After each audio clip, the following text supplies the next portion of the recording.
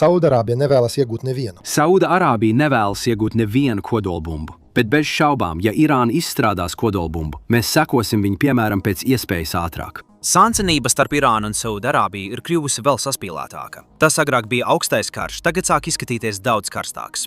Tikai pēdējo pāris nedēļu laikā Irānas raķetes un droni ir triecienuši pret Saudarābijas naftas ostām un aviobāzēm, nodrot postījumus tādās vietās kā Rasta Nura un Austrumu provincē. Saudarābijai degot, Rijāda dusmīgi ir paziņojusi, ka uzticība Teherānai ir pilnībā zudusi. Ziņojumi arī vēsta, ka kroņprincis Mohameds bin Salmāns privāti ir runājis ar prezidentu Trumpu, mudinot viņu neapmierināties ar pussoļiem, bet gan pilnībā iznīcināt Irānu. Runa vairs nav par ierobežošanu, runa ir par iznīcināšanu. Lai saprastu, kur tas viss ved, ir jāatkāpjas soli atpakaļ un jāizseko, kā revolūcija, kas notika pirms gadu desmitiem, ir pārvērtusies par mirušiem civiliedzīvotājiem Saudarābijas Al-Kadžarā un augstākajiem Irānas amatpersonām, kuras tiek izraidītas no valsts kā valsts ienaidnieki. Pirms 1979. gada Irāna un Saudarābija bija konkurenti. Taču tā bija tāda sacensība, kuru varēja kontrolēt. Bija spriedze, bija sacensība, bet bija arī skaidrs robežas. Irāna šaha valdīšanas laikā bija cieši saistīta ar Amerikas Savienotajām valstīm un tāpat arī Saudarābiju. Abas valstis atradās vienā pusē, kad runa bija par Amerikas stratēģiju Persijas līcī. Viņi sacentās par ietekmi, prestižu, ekonomisko ietekmi, bet tas nekad nešķita kā cīņa, kurā viens uzvar, otrs zaudē. Neviena no otra puse neticēja, ka pretinieks cenšas to izdzēst no kartes. Tad pienāca 1979. gads, un viss gandrīz vienā naktī mainījās. Irānas revolūcija ne tikai nomainīja vienu līderi ar citu, tā pilnībā pārveidoja valsts identitāti. Irāna vairs nedarbojās kā tipiska valsts, kas koncentrējas uz robežām un stabilitāti. Tā sevi pārdēvēja par revolucionāru spēku, kas balstīts uz ideju, ka tās modelim nevajadzētu palikt tikai Irānas iekšienē. Jaunā vadība Teherānā uzskatīja savu sistēmu par kaut ko tādu, kam jāizplatās, par kaut ko tādu, kas paredzēts, lai pārveidot apkārtējo reģionu. Tur arī sāka sāsināties spriedze, jo no Rijādas skatpunkta tas nebija tikai politikas maiņa. Tā bija tieši izaicinājums visai kārtībai, uz kuru viņi paļāvās. Saudarābija nebija tikai vēl viena valsts reģionā. Tā bija monarhija, kas cieši saistīta ar reliģiju, balstīta savu lomu kā sunnīta islāma sargātājai un Mekas un Medīnas aizbildnei. Tagad pēkšņi Irāna izvirzījās priekšplānā un pozicionēja sevi kā šītu musulmaņu balsi visā pasaulē, piedāvājot alternatīvu modeli, kas tieši konkurēja ar Saudarābijas leģitimitāti. Tā kādreiz kontrolētā sacensība ātri pārvērtās par kaut ko daudz dziļāku. Tas vairs nebija tikai par tirdzniecības ceļiem vai reģionālo ietekmi, bet kļuva ideoloģisks savā būtībā. Sektantiskais dalījums starp sunītu un šītu islāmu izvirzījās priekšplānā, taču pat to bieži izmantoja kā politisku instrumentu, nevis tikai kā reliģisku instrumentu. Zem visa tā slēpās vienkārša realitāte, ko abas puses saprata. Tas kļuva par sacensību, kur neviena no pusēm nevarēja atļauties zaudēt. Un, kad tu nonāc līdz punktam, kur abas puses uzskata, ka likmes ir eksistenciālas, noteikumi mainās. Irāna vairs nerīkojās tikai kā valsts. Tā sāk uzvesties kā kustība, kā misija, kas sniedzas pāri tās robežām. Un Saudarābija, vai tā to gribēja vai nē, nonāca galvenā šķēršļa lomā, kas stāv tai ceļā. Bet esmu redzējis, ka jūs saucāt Ajatolu Hameneju par jauno tuvo austrumu Hitleru. Pilnīgi noteikti. Kāpēc? Tāpēc, ka viņi to vēlas. Tāpēc, ka viņš vēlas paplašināties. Viņš vēlas izveidot savu projektu tuvajos austrumos, ļoti līdzīgi kā Hitlers, kurš tajā laikā vēlējās paplašināties. Daudzas valstis visā pasaulē un Eiropā neapzinājās, cik bīstams bija Hitlers, līdz notika tas, kas notika. Es nevēlos redzēt, ka līdzīgi notikumi atkārtojas tuvajos austrumos. No turienes bija tikai laika jautājums, kad sacensība izplatīsies ārpus viņu robežām un izplatīsies pārējā reģionā. Pirmais īstais sprādziens notika 1980. gadā, izvalkot sacensību no ēnas un pārvēršot to atklātā konfliktā. Irānas un Irākas karš pārvērta Irāku Sadama Huseina vadībā par frontes līniju pret Irānas revolucionāro virzību. Saudarābija nostājās Irākas pusē nevis tāpēc, ka uzticējās Sadamam vai dalīja viņa redzējumu, bet gan tāpēc, ka baidījās no tā, par ko bija kļuvusi Irāna. No Rijādas skatpunkta Irānas apturēšana bija svarīgāka par visu pārējo, un no Teherānas skatījuma tas mainīja visu. Saudarābija vairs nebija tikai sacence, kas vēro no attāluma. Tagad tā aktīvi atbalstīja Irānas ienaidniekus. Šīs pārmaiņas padarīja abu pušu attieksmi stingrāku un konfliktu daudz personiskāku. Tajā pašā laikā sāka veidoties vēl viens spiediens slānis, kas nebija saistīts ar tankiem vai raķetēm. Nafta kļuva par ieroci. Saudarābija varēja regulēt ražošanu un ietekmēt pasaules cenas, kas tai deva spēcīgu ekonomisko sviru. Irānai, kas jau bija novājināta kara dēļ un daudzējādā ziņā izolēta, nebija tādas pašas elastības. Tāpēc, kad kardarbība izsmēla Irānu kaujas laukā, ekonomiskais spiediens to žņaudz no ārpuses. Tas bija dubultrieciens, kas padarīja sacensību vēl intensīvāku. Tad spriedze sasniedz vienu no visjutīgākajām iespējamajām jomām. 1987. gadā Hadža laikā Mekā izcēlās sadursmes starp Irānas svētceļniekiem un Saudarābijas drošības spēkiem. Tas, kam vajadzēja būt svētam ceļojumam, pārvērtās hausā.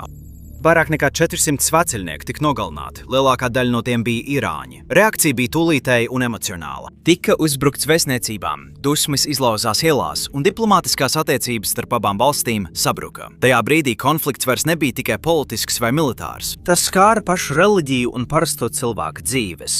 Ģimenes zaudēja tuvinieks laikā, kas bija domāts kā ticības un vienotības brīdis. Šāda veida zaudējums ātri nepāriet. Tas paliek, un tas padziļina aizvainojumu visās kopienās. Uz īsu brīdi pēc tam šķita, ka situācija nomierinās. 90. gados un 2000. gadu sākumā notika diplomātiskas vizītes, drošības vienošanās un mēģinājumi stabilizēt attiecības. No malas šķiet, ka tiek panākts progress, ka abas puses atkāpjas no bezdibeņa malas, taču dziļumā galvenās problēmas joprojām pastāvēja, neskarotas. Nebija patiesa vienošanās par to, kam vajadzētu vadīt reģionu, nebija kopīgas nākotnes vīzijas un nebija kompromisa ideoloģijā. Sāncenšanās nebija beigusies, tā vienkārši bija kļuvusi klusāka. Ladus varbūt bija kļuvusi mīkstāka, bet uguns apakšā joprojām dega. Tad pienāca 2003. gads un visa aina atkal mainījās. Savienotās valstis uzsāka Irākas karu un gāza Sadamu Huseinu no varas, kurš vēlāk 2006. gadā tika sodīts ar nāvi. Uz papīra tas izskatījās kā diktatora krišana. Patiesībā tas novāca svarīgu buferi, kas bija atturējis Irānu no dziļākas ietekmes arābu pasaulē. Tam sekojošais mainīja reģionu tā, kā to bija gaidījuši tikai nedaudzi. Bagdādē izveidojās šītu vadīta valdība, un Irāna ātri sāka veidot ietekmi, izmantojot politiskās alianses, militāro grupējumu tīklus un ekonomiskās saites. Dažu gadu laikā Teherāna ieguva tādu ietekmi Irākā, kas pirms iebrukuma būtu bijusi gandrīz neiedomājama. No Saudarābijas skatpunkta tas bija murgs, kas attīstījās lēnā tempā. Viņi redzēja ne tikai to, ka Irāna iegūst ietekmi šur un tur, bet arī apzinātu stratēģiju, kas šķita sasaistām kopā šītu varas joslu visā reģionā. Soli pa solim Teherāna veidoja to, ko daudz sāk dēvēt par šītu pusmēnesi, kas stiepās no Irānas caur Irāku uz Sīriju un visbeidzot Libānu. Un šeit sāncensība kļūst asāka. Sektantiskais dalījums vairs nebija tikai par identitāti vai ticību. Tas kļuva par instrumentu, ko abas puses varēja izmantot, lai mobilizētu atbalstu, attaisnot savas rīcības un padziļinātu šķelšanos visā reģionā. Šīs pārmaiņas nepārveidoja tikai Irāku.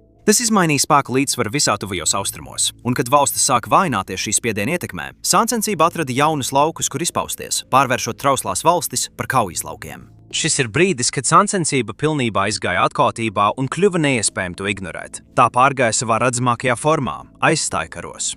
Irāna izveidoja tā saukto pretestības asi, sabiedroto grupējumu un militāro vienību tīklu, kas izplatījās visā reģionā. Tā vietā, lai sūtītu lielas armijas, Teherāna paļāvās uz kaut ko elastīgāku. Ieroči, apmācība, finansējums un norādījumi plūda uz āru, un pretī šīs grupas darbojās kā priekšposteņi spiediena izdarīšanai. Tā bija zemu izmaksu stratēģija ar lielu ietekmi. Irāna paplašināja savu ietekmi tieši neatklājot savu iesaisti. Kamēr Saudarābijai nācās būt modrai vairākos frontēs, tā reaģēja pastiprinot savu sadarbību ar Amerikas Savienotajām valstīm. Un tieši šeit sāncensība sāka pārsniegt reģionu robežas. Rijāda atvēra svarīgas bāzes, piemēram, Karaļa Fahda aviobāzi, Amerikas spēkiem, īpaši Persijas līča kara laikā. 90. gados tūkstošiem ASV karavīru bija izvietoti Saudarābijas teritorijā, tieši integrējot Amerikas militāro klātbūtni karalistes aizsardzības struktūrā. Tajā pašā laikā Saudarābija ieguldīja milzīgus resursus ieroču darījumos. Līdz 2010. gadu vidum šie līgumi bija pārsnieguši $100 miljardu robežu, nodrošinot modernas iznīcinātājus, raķešu aizsardzības sistēmas un smago bruņojumu.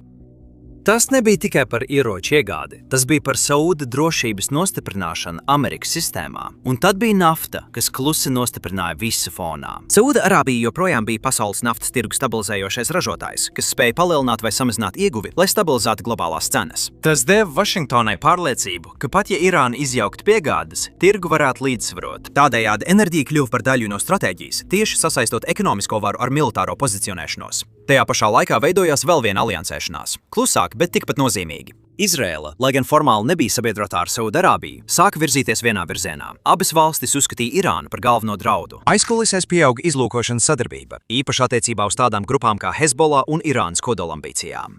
Jau 2000. gados parādījās ziņojumi par slepeniem kontaktiem, kas vēlāk kļuva par pamatu ciešākai sadarbībai. Izveidojās pretstruktūra ar Saudarābiju centrā, kur atbalstīja Amerikas militārais spēks, finansiālie resursi un klusais Izraēlas atbalsts. Rivalitāte vairs nebija tikai starp šīm divām valstīm. Tā bija kļuvusi par plašāku sacensību, kas veidoja visu reģionu. Viena no galvenajām saitēm, kas tik cieši savilka šo pretstruktūru, bija Irānas neatlaidīgā virzība uz kodolspējām. Tagad Teherāna vienmēr ir apgalvojusi, ka tās programma ir paredzēta miermīlīgiem mērķiem, piemēram, elektroenerģijas ražošanai un medicīnisko izotopu iegūšanai. Taču ārpus Irānas šis arguments nekad nevienu pilnībā nepārliecināja. Kopš 2000. gada sākuma bažas tikai pieauga, ja parādījās pierādījumi par slēptām iekārtām, paplašinātām centrifūgu programmām un urāna bagātināšanas līmeņiem, kas ievērojami pārsniedza civilajai programmai nepieciešamo. Un šeit laika līnija sāk kļūt svarīga. Pēc Irākas kara, kas likvidēja nozīmīgu reģionālo pretsvaru Irānai, programma sāk virzīties uz priekšu straujāk. Līdz brīdim, kad inspektori atklāja tādas vietas kā Natanzas kodoliekārtu un Fordovas degvielas bagātināšanas rūpnīcu, Irāna jau bija guvusi ievērojamu progresu. Šis atklājums mainīja reģionu skatījumu uz Teherānas nodomiem. 2015. gadā kopīgais visaptvarošais rīcības plāns sniedza pagaidu atvieglojumu. Sankcijas tika atvieglotas, un Irāna piekrita ierobežot savu bagātināšanu. Uz brīdi šķita, ka šis jautājums varētu stabilizēties. Taču Rijādā jau no paša sākuma valdīja dziļa skepse. Saudarābijas līderi šo vienošanos uztvēra kā pauzi, nevis risinājumu. Kaut kas, kas ļāva Irānai saglabāt būtiskas savas programmas daļas, vienlaikus iegūstot laiku. Kad vienošanās 2018. gadā sabruka, šīs bailes šķita piepildāmies. Irāna atkal sāka pātrināt tempu, palielinot bagātināšanas līmeni arvien augstāk un augstāk. Tas sasniedza apmēram 60% tīrību, kas nav gluži ieroču kvalitāte, bet tehniski ļoti tuvu tam. Līdz 20. gada sākumam Irāna bija uzkrājusi liels daudzums augsti bagātināta materiāla. Tajā pašā laikā tas, ko eksperti sauc par izrāvienu laiku, periodu, kas nepieciešams, lai saražotu pietiekami daudz materiāla ieroču izgatavošanai, ievērojami samazinājās. Pēc dažiem aprēķiniem tas samazinājās līdz pat dažām nedēļām. Saudarābijai tas nebija tikai kārtējs drošības jautājums, tas bija kas daudz dziļāks. Kodolspējīga Irāna ne tikai tieši stiprinātu Teherānu, bet arī aizsargātu tās reģionālo sabiedroto tīklu, ļaujot tiem darboties ar lielāku pārliecību, kamēr Saudarābija saskartos ar tiešas eskalācijas risku. No Rijādas skatpunkta šāda veida nelīdzsvarotība bija nepieņemama, tāpēc Mohammeds bin Salmans par šo jautājumu runāja tik skaidri. Ja Irāna izstrādātu kodolieroci, arī Saudarābija tiektos pēc tā, un ātri. Vai jūs uztrauc tas, ka Irāna iegūst kodolieroci? Un vai jūs uztrauc, ka arī viņi varētu iegūt kodolieroci? Mēs esam nobežījušies par jebkuru valsti, kas iegūst kodolieroci. Tas ir slikts solis. Un nav nepieciešams iegūt kodolieroci, jo jūs to nevarat izmantot. Pat ja Irāna iegūst kodolieroci, jebkura valsts, kas izmanto kodolieroci, tas nozīmē, ka viņi karo ar visu pārējo pasauli. Pasauli nevar piedzīvot vēl vienu Hirosimu. Ja pasaule redzēs 100 000 mirušo, tas nozīmē, ka jūs esat karā ar visu pārējo pasauli. Tāpēc censties iegūt kodolieroci ir bezjēdzīgi, jo jūs to nevarat izmantot. Tas nebija izteikts kā drauds, bet gan kā aprēķins. Izdzīvošanas jautājums reģionā, kur varas līdzsvars var mainīties vienas nakts laikā. Līdz 2025. gadam situācija nonāca līdz vārīšanās punktam. Izraēla ar Vašingtonas atbalstu pārgāja no slepenām kiberkampaņām uz tieši militāru rīcību. Uzbrukumi bija daļa no Izraēlas koordinētiem centieniem trāpīt Irānas visjutīgākajai kodola infrastruktūrai. Mērķi nebija nejauši izvēlēti. Natans, kas jau ilgu laiku ir Irānas bagātināšanas programmas centrālais objekts, tika pakļauts precīziem triecieniem ar munīciju, kas bija vērsts uz modernāko centrifūgu zāļu darbības apturēšanu. Fordo, kas atrodas zem kalna netālu no Komas un ir izstrādāts, lai izstrātu aviācijas triecienus, tika uzbrukts ar bunkuru iznīcinošu munīciju. Objekti netālu no Isfahānas, tostarp urāna pārveides vietas un pētniecības centri arī tika pakļauti triecieniem. Triecienus atbalstīja ASV izlūkdienesti, satelīta novērošana un loģistikas koordinācija, lai gan Vašingtona atturējās no savu lidaparātu izvietošanas. Šī kampaņa atgādināja agrākos centienus, piemēram, Stuxnet 2010. gadā, kiberoperācija, kas iznīcināja simtiem centrifūgu, un 2021. gada diversija Natansā, kas izslēdza elektroapgādes sistēmas. Taču 2025. gads bija pirmais, kad Izraēla atklāti pārgājusi ilgstošiem aviācijas triecieniem vairākās vietās. Analītiķi lēsa, ka uzbrukumi iznīcināja vai padarīja nederīgas simtiem centrifūgu un aizkavēja bagātināšanas kapacitāti vismaz par 2 līdz 3 gadiem. Tomēr triecieni neiznīcināja šo programmu. Irāna ir izkliedējusi lielu daļu savas infrastruktūras, nostiprinājusi tādus objektus, piemēram, Fordo, un uzkrājusi bagātināto urānu vairākās vietās. Dažu mēnešu laikā inspektori ziņoja, ka Irāna joprojām glabā vairāk nekā 120 kg urāna, kas bagātināts līdz 60%, kas ir pietiekami, lai saīsinātu izlaušanās laiku līdz dažām nedēļām. Teherāna atbildēja izaicinoši, pātrinot darbu neizpaustās vietās un vēl vairāk ierobežojot starptautisko inspektoru piekļuvi. Saudarābijai šie triecieni bija gan atvieglojums, gan brīdinājums. Atvieglojums tāpēc, ka Izraēla bija rīkojusies pret to, ko Rijāda uzskatīja par eksistenciālu draudu. Brīdinājums tāpēc, ka pat pēc tik smaga trieciena Irānas kodolspējas joprojām saglabājās. Murgs par kodolspējīgu Irānu nebija izdzēsts, tikai aizkavēts. Un šī aizkavēšanās bija saistīta ar atriebības risku un pastarpināto konfliktu eskalāciju un iespēju, ka Irāna vēl vairāk pastiprinās savas aktivitātes pazemē, padarot nākamo kārtu vēl grūtāk apturamu. Tāpēc kodola jautājums atrodas pašā sacensības centrā. Runa nav tikai par centrifūgām un bagātināšanas līmeņiem. Runa ir par varas līdzsvaru visā Persijas līcī, alianses uzticamību un bailēm, ka viens izrāviens Irānā varētu izraisīt reģionālu bruņošanās sacensību, kas ilgtu gadu desmitiem. Saūdarābijai šāda iznākuma novēršana nav tikai viena prioritāte starp daudzām. Tas ir pašā pamatā tam, kā tā uztver savu drošību un savu vietu reģionā. Tieši šī vēlme ierobežot Irānas pieaugušos draudus noveda pie tā, ka sacensība pārgāja atklātos kaujas laukos visā reģionā. Ja šī kodolāna un visa šī aizstāja ar hausu tevi ir ieinteresējis, nospied patīk pogu un abonē kanālu. Mēs tikai tagad sākam nonākt pie patiešām sarežģītajām daļām. No turienes konflikts pārgāja konkrētos kaujas laukos, un Jemena ātri kļuva par vienu no svarīgākajiem. Paskaties uz karti, un tu sapratīsi, kāpēc Irāna padarīja šo valsti par kaujas lauku. Jemena atrodas gar Saūdarābijas dienvidu robežu, un tā atrodas pie Bab el-Mandeb šauruma, kas ir strateģisks jūras satiksmes pudeles kakls, caur kuru plūst gandrīz 10% pasaules tirdzniecības un naftas pārvadājumu. Ietekme tur nozīmē spiedienu tieši Karaļvalsts slieksnī un ietekmi pār vienu no pasaulē svarīgākajiem kuģošanas ceļiem. Citiem vārdiem sakot, ideāla atrašanās vieta. Šeit hutieši kļuva par spēcīgu spēku. Ar Irānas atbalstu viņi paplašināja savu ietekmi no Sadas līdz galvaspilsētai Sanai līdz 2014. gadam. Vēlreiz Irāna neizmantoja lielas armijas. Tā paļāvās uz lētu, bet efektīvu rīku komplektu. Balistiskās raķetes, droni, kas spēj trāpīt 100 km dziļi Saūdarābijas teritorijā, apmācības un pastāvīgs finansiāls atbalsts. Saūdarābija 2015. gadā atbildēja ar militāru intervenciju, ko nosauc par operāciju Izšķirošā vētra, mobilizējot vairāk nekā 100 iznīcinātājus, 150,000 karavīru un koalīcijas partnerus no 9 valstīm, lai atspiestu hutiešus atpakaļ un atjaunot sev labvēlīgu valdību. Tad konflikts izraisīja satricinājumu, kas izplatījās tālu ārpus reģiona. 2019. gada septembrī koordinēti dronu un spārnoto raķešu uzbrukumi skāra milzīgo Abhaka naftas pārstrādes rūpnīcu un Hirajas naftas lauku. Tikai Abhaika apstrādā apmēram 7 miljonus barelu naftas dienā, kas ir gandrīz puse no Saūdarābijas ražošanas jaudas. Gandrīz vienas nakts laikā Saūdarābijas naftas ieguve samazinājās par 5,7 miljoniem barelu dienā, kas ir aptuveni 5% no pasaules piedāvājuma. Naftas cenas vienas dienas laikā pieauga par 20%, kas ir lielākais kāpums pēdējo 10 gažu laikā. Tankuģa apdrošināšanas izmaksas strauji pieauga, un pasaule tika atgādināta, cik trausla var būt enerģijas piegāde, kad viens trieciens tuksnesī atbalsojas visā pasaules tirgū. Un šis brīdis izcēla kaut ko svarīgu. Irānai nebija nepieciešama tieši iebrukšana, lai radītu nopietnas zaudējumus. Jemena kļuva par spiedienu punktu, atrodoties tieši pie Saūdarābijas robežas. Taču aiz šīs stratēģijas slēpās postošas cilvēku ciešanas. Karš izraisīja to, ko ASV nosauc par pasaulē smagāko humanitāro krīzi. Bats pārņēma plašas teritorijas, medicīnas sistēmas sabruka. Līdz 2022. gadam aplēses liecināja, ka kopējais bojāgājušo skaits no kaujām, badu un slimībām pārsniedza 377,000, un 70% no šiem upuriem bija bērni, kas jaunāki par 5 gadiem. Vairāk nekā 4 miljoni cilvēku tika pārvietot, un 80% Jemenas iedzīvotāji, kas ir vairāk nekā 24 miljoni, bija nepieciešama humanitārā palīdzība. Miljoniem cilvēku runa nebija par ģeopolitiku. Runa bija par ikdienas izdzīvošanu, tukšām šķīviem un dzīvībām, kas tika pārtrauktas pirms tās varēja pilnībā sākties. Tajā pašā laikā cita fronte dega tikpat intensīvi. Sīrijā, kad valdība saskārās ar sabrukumu, Irāna aktīvi iesaistījās, lai atbalstītu Bašaru al-Asadu. Tā nosūtīja tūkstošiem revolucionārās gvardes padomnieku un speciālo vienību, novirzīja miljardiem finanšu palīdzībā un cieši sadarbojās ar Hezbollah kaujiniekiem uz vietas. Līdz 2013. gadam Hezbollah bija nosūtījis vairāk nekā 7000 kaujinieku uz Sīriju, spēlējot izšķirošu lomu tādās kaujās kā Kusairā. Irāna arī mobilizēja šītu militāros grupējumus no Irākas, Afganistānas un Pakistānas, izveidojot pārnacionālu spēku, kas sniedza Asadam izšķirošu cilvēku resursu atbalstu brīdī, kad viņa armija sabruka. Saūdarābija atbalstīja pretējās puses, slepeni piegādājot naudu un ieročus sacelšanās grupējumiem caur slepeniem tīkliem. Kopā ar Turciju un Kataru Rijāda centās vājināt Asadu un liekt Irānai nostiprināties. Taču Irānai Sīrija nebija tikai viena kaujas lauks. Tā bija izšķiroša saikne, koridors, kas savienoja Teherānu ar Bagdādi, Damasku un galgalā ar Hezbollah, Libānā. Tā nodrošināšana nozīmēja ilgtermiņa stratēģisko dziļumu un tieši piekļuvu Vidusjūrai, balvu, kas pārveidoja spēku līdzsvaru Levantē. Taču cena bija milzīga. Sīrijas karš kļuva par vienu no nāvējošākajiem konfliktiem 21. gadsimtā. Saskaņā ar ANO aplēsēm tika nogalināti vairāk nekā 500 000 cilvēku, vairāk nekā 6,8 miljoni aizbēga no valsts kā bēgļi, un vēl 6 miljoni tika pārvietoti valsts iekšienē. Veselas pilsētas, piemēram, Alepo, Homs un Raka, tika pārvērstas drupās. Ķīmiskie ieroči tika izmantoti atkārtot, izraisot startautisku sašutumu.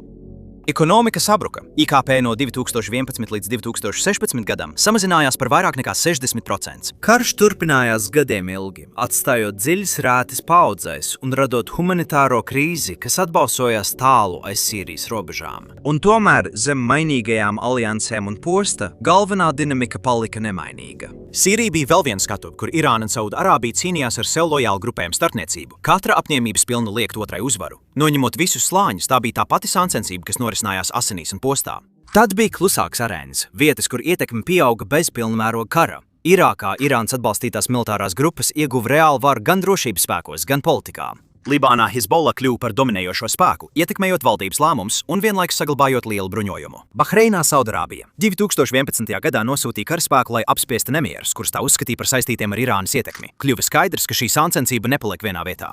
Tā pārvietojās, pielāgojās un izplatījās visur, kur radās iespēja. Ik pa laikam spriedze nepalika fonā. Tā izcēlās pēkšņi, tieši un tā, ka to nevarēja ignorēt. Viens no skaidrākajiem brīžiem bija 2016. gada janvārī, kad Saudarābija izpildīja nāves sodu Nimrām al-Nimrām, ievērojamam šītu garīdzniekam no Austrum provinces. Nimrs nebija tikai reliģiska persona. Viņš bija kļuvis par spēcīgu un atklātu Saudarābijas monarhijas kritiķi, aicinot uz lielākām tiesībām šītu minoritātei un atklāt apšaubot valdošās sistēmas leģitimitāti. No Rijādas skatpunkta šāda veida nepakļaušanās nebija tikai nepiekrišana, tā bija draudz stabilitātei un varai, tāpēc nāvesods nesa sevī vēstījumu. Tas bija domāts, lai parādītu spēku mājās, brīdinātu citus nepārkāpt šo robežu un sūtītu signālu ārpus Saudarābijas robežām, ka karaliste nepieļaus tās teritorijā nemierus, kurus tā uzskata par Irānas ietekmētiem. Taču šādas darbības nepaliek ierobežotas, īpaši sāncensībā, kas jau tā ir pilna ar spriedzi. Reakcija Irānas iekšēnē bija tūlītēja un spēcīga. Nimrs bija plaši cienīts šītu kopienās, un viņa nāvesods tika uztverts kā kas vairāk par politisku aktu. Tas tika uzskatīts par uzbrukumu pašai šītu identitātei. Protesti izplatījās ātri, pūļi piepildīja ielas, un Teherānā demonstranti iebruka Saudarābijas vēstniecībā un to aizdedzināja, piespiežot diplomātus bēgt. Irānas līderi asi nosodīja nāvessodu, nosaucot to par noziegumu un norādot uz to kā pierādījumu Saudarābijas naidīgumam pret šītu musulmaņiem. Daždienu laikā sekas sāsinājās. Saudarābija pārtrauca diplomātiskās attiecības ar Irānu, un vairākas tā sabiedrotās valstis sekoja šim piemēram, vēl vairāk padziļinot plaisu. Tas, kas sākās kā iekšējs lēmums Saudarābijā, ātri pārvērtās par reģionālu krīzi, un tieši šeit kļūst skaidra dziļākā ietekme. Šis notikums ne tikai uz brīdi palielināja spriedzi, bet arī padarīja sāncensību emocionālāku un dziļāk iesakņojušos. Sektantiskās robežas kļuva stingrākas, pārvēršot to, kas bieži bija politiska cīņa, par kaut ko daudz personiskāku un emocionālāku. Tajā pašā laikā jebkādi atlikušie dialogu kanāli starp abām valdībām sabruka, padarot sadarbību vēl grūtāk iedomājamu. Tas arī pastiprināja abu pušu gadiem veidotos stāstījumus. Irānai tas bija pierādījums, ka Saudarābija apspiež šītu kopienas. Saudarābijai tas nostiprināja pārliecību, ka Irāna iejaucas un izraisa nemieru Saudarābijas iekšēnē, un tieši tas padara šādus brīžus tik bīstamus. Tas, kas varēja palikt par iekšēju jautājumu, kļuva par vēl vienu spriedzes punktu daudz plašākā augstajā karā. Zem visa tā patiesībā nekas nebija mainījies. Saudarābija un Irāna joprojām bija iestrēgušas tajā pašā cīņā par leģitimitātu un ietekmi, joprojām darbojās caur starpniekiem, joprojām cīnījās ar simboliem, un abās pusēs joprojām valdīja pārliecība, ka atkāpties nav iespējams. Pēc gadiem ilga šī nogurdinošā cikla abas puses sāk izskatīties izsmeltas, un tieši tad sāk veidoties kaut kas negaidīts. 2023. gada martā notika kas tāds, kas gandrīz visas pārsteidza nesagatavotas. Saudarābija un Irāna paziņoja, ka atjaunos diplomātiskās attiecības, un šo vienošanos nepanāca Amerikas Savienotās valstis, bet gan Ķīna. Pekina iesaistījās kā starpnieks, piedāvājot neitrālu vidi un to atbalstot ar ekonomiskiem stimuliem. Gan Rijādai, gan Teherānai tas radīja iespēju atjaunot attiecības bez tās nastas, kas parasti nāca ar rietumu starpniecību. Un uz mirkli šķita, ka tas patiešām varētu darboties. Dažu mēnešu laikā abās galvaspilsētās atkal atvēra vēstniecības, un abu pušu attiecību tonis kļuva maigāks. Pēc gadiem ilgas eskalācijas, aizstāja konfliktiem un diplomātisko attiecību sabrukuma, šī situācija šķita citāda. Tas šķita kā pauze, varbūt pat kaut kā stabilāks sākums. Jau pati simbolika bija nozīmīga. Saudarābijai bija nopietni iemesli nomierināt situāciju. Tās plāns Vīzija 2030 bija atkarīgs no stabilitātes, ārvalstu investīcijām un paredzams vides, lai dažādot savu ekonomiku. Irāna no otras puses bija pakļauta smagām sankcijām un pastāvīgam spiedienam, tāpēc jebkāda atelpa bija ļoti vērtīga. Un tad bija Ķīna, kas ieguva tieši to, ko vēlējās. Tā pierādīja, var iesaistīties tuvajos austrumos un spēlēt nopietnu diplomātisko lomu, ne tikai ekonomisko. Un tieši tāpēc šis darījums piesaistīja tik lielu uzmanību. Daži sāk uzdot plašāku jautājumu. Vai tas bija signāls, ka Amerikas ietekme reģionā sāk mainīties? Bet, kad paskatās tālāk par virsrakstiem, kļuva skaidri redzami šī līguma ierobežojumi. Sarežģītākie jautājumi palika neskarti. Karš Jemenā joprojām nebija atrisināts. Irānas atbalstītās militārās grupas visā reģionā turpināja darboties kā iepriekš, un galvenais jautājums, kurš dominēs tuvajos austrumos, netika pat apspriests. Nebija nekādu nopietnu drošības garantiju, nebija liela ekonomiskās integrācijas plānu, un pats svarīgākais – nebija īsta uzticības pamata starp abām pusēm. Vienošanās radīja pauzi, taču tā neatrisināja pašu sāncensību.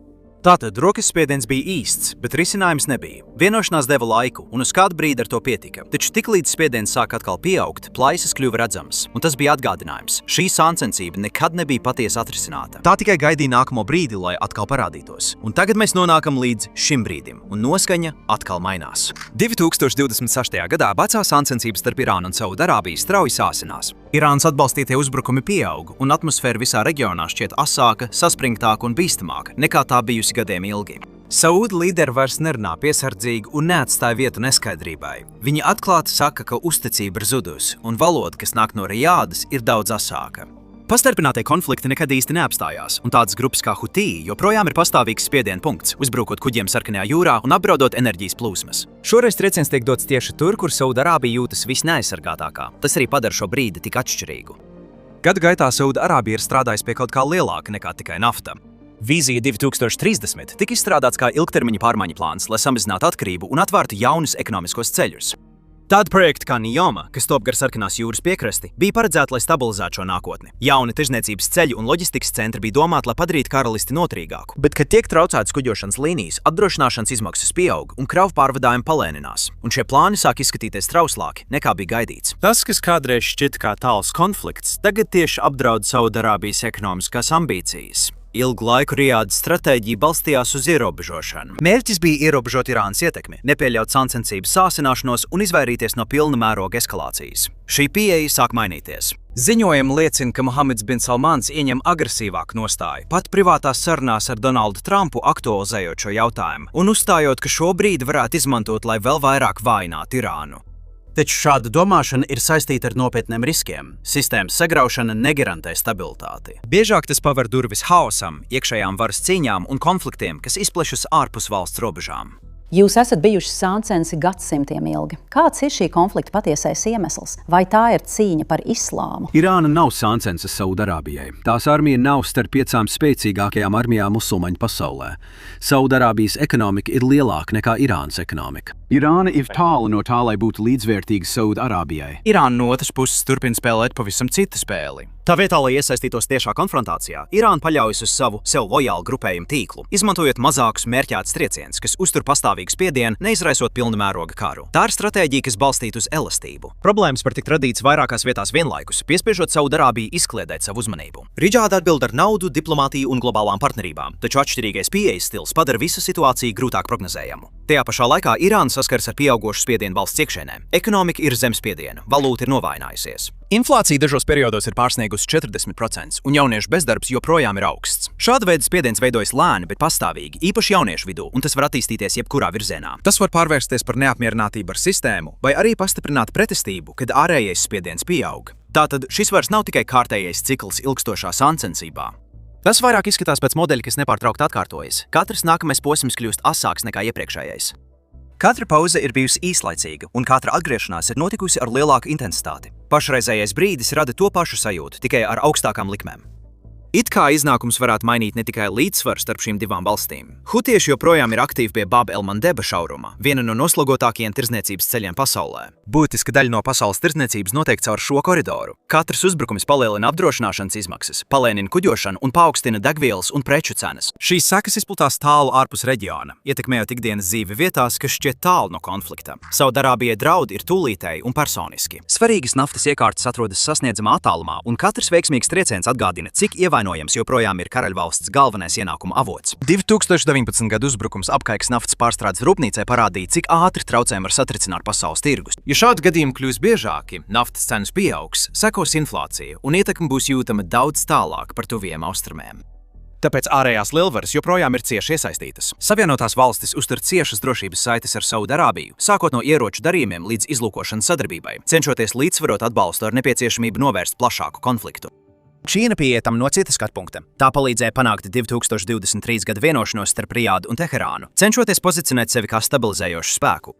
Taču tās galvenā interese joprojām ir stabila tirdzniecība un uzticama enerģijas plūsma. Tomēr Pekinai izaicinājums ir skaidrs. Tā var atvērt diplomātiskās durvis, taču tai nav militāra iespēja nodrošināt stabilitāti, kad pieaug spriedze. Tas ļauj tai ietekmēt situāciju, bet kontrole ir ierobežota. Un tas rada pārblīvētu un sarežģītu ainu. Lielvaras ir iesaistītas, katrai ir savas intereses, bet neviena pilnībā nekontrolē situāciju. Šādā vidē kļūdu risks pieaug. Sauda domāšana tomēr acīm redzam attīstās. Ierobežošana vairs nešķiet pietiekama. Signāli, kas nāk no Rijādas, liecina par pieaugošu pārliecību, ka vienīgais ilgtermiņa risinājums ir pārmaiņas pašā Irānā. Tas norāda uz pārēju no aizsardzības uz daudz noteiktāku nostāju, izmantojot ekonomisko spiedienu, politisko ietekmi un iespējams vēl vairāk. Irāna nav viegls mērķis. Tā ir liels iedzīvotāju skaits, pieredzējuši drošības spēki un gadu desmitiem ilga pieredze pielāgojoties sankcijām. Taču ekonomiskā spriedze ir reāla, tāpēc sāncensība ieiet vēl vienā bīstamā fāzē. Abas puses izjūt spriedzi, abas ir apņēmības pilnas, un abām ir savi iemesli rīkoties vēl aktīvāk. Tas, kas notiks tālāk, noteiks, vai šis cikls turpināsies, vai arī tas beidzot pāraugs kaut ko daudz lielāku. Tātad, kas notiks tālāk? Tas ir jautājums, kas aizēno visu pārējo, un atbilde nav vienkārša. Priekšā ir daži ceļi, un neviens no tiem nešķiet pilnībā stabils. Viens no ceļiem ir lēnā gruzdēšana, ko jau gadiem esam novērojuši. Turpinās starpnieku spēku uzbrukumi. Infrastruktūra tiek skarta viņveidīgi un pieaug spiediens ap svarīgākiem kuģošanas ceļiem.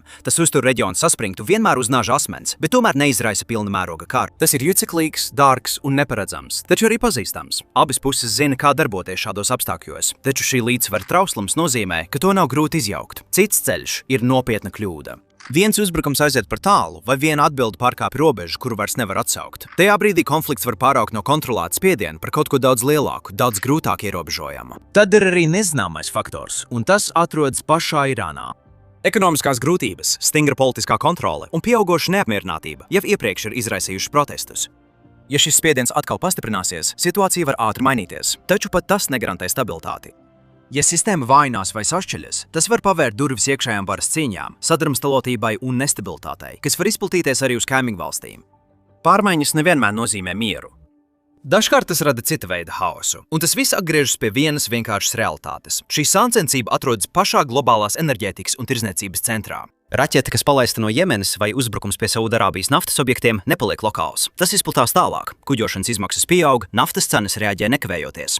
Šie pieaugumi izplatās caur piegādes ķēdēm un nonāk ikdienas dzīvē, degvielas cenās, transporta izmaksās, jūsu pārtikas preču cenās. Pat cilvēki kā jūs, kuri varbūt atrodas tālu no šī konflikta, tomēr izjūt tā ietekmi. Gal galā visa šī augstā kara stāsta līnija sniedzas līdz pat Irānas revolūcijai. Kopš tā laika tā ir bijusi ilga pastarpināta konfliktu, īsu paužu un atjaunotas spriedzes cīņa, kur katrs nākamais posms ir nesis lielākus riskus un smagākas sekas nekā iepriekšējais. Tāpēc 2026. gads šķiet tik izšķirošs brīdis. Jautājums vairs nav tikai par to, kurš iegūs pārsvaru. Jautājums ir, vai šī sāncensība turpinās ieraut reģionu un lielu daļu pasaules sev līdzi, vai arī beidzot kaut kas mainīsies.